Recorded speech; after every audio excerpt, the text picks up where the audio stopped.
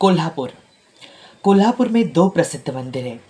एक अंबाबाई मंदिर महालक्ष्मी जी का और दूसरा ज्योतिबा मंदिर श्री केदारनाथ जी का।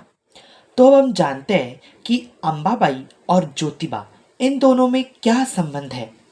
तो प्रथम हम जाएंगे करवीर महात्म्य और केदार विजय इन दोनों ग्रंथों के संदर्भ में। सबसे पहले केदार विजय। इस ग्रंथ में संदर्भ ऐसा आता है कि दक्षिण दिशा में कोल्हासुर, रत्नासुर, प्रलंबासुर, देवलासुर, रक्ताक्ष इन सब दैत्यों ने बहुत परेशान किया था प्रजा को। इस वजह से वह यज्ञ याग अच्छे कर्म क्रिया कुछ नहीं हो रहा था। इस वजह से जो कोल्हापुर की महालक्ष्मी माता है वो व्यथित होकर बद्री केदार हिमालय की ओर चली जाती है और वहां जाके गुहार लगाती है बद्री केदार जी से कि इस दक्षिण दिशा को इस असुरों के जो विध्वंस से मुक्त करे।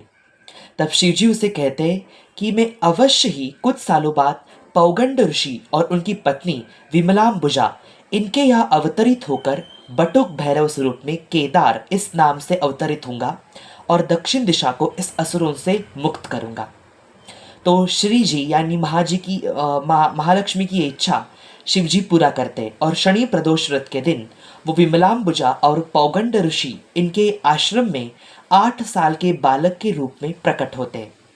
वही है केदार जी यानी ज्योतिबा। अब महालक्ष्मी यानी श्री अंबाबाई जो आदि शक्ति है, आदि जननी है, वो स्वयं ही कोल्हापुर में स्थापित है और प्राधानिक रहस्य के अकॉर्डिंग उस ये पूरे ब्रह्मांड की उत्पत्ति करता है।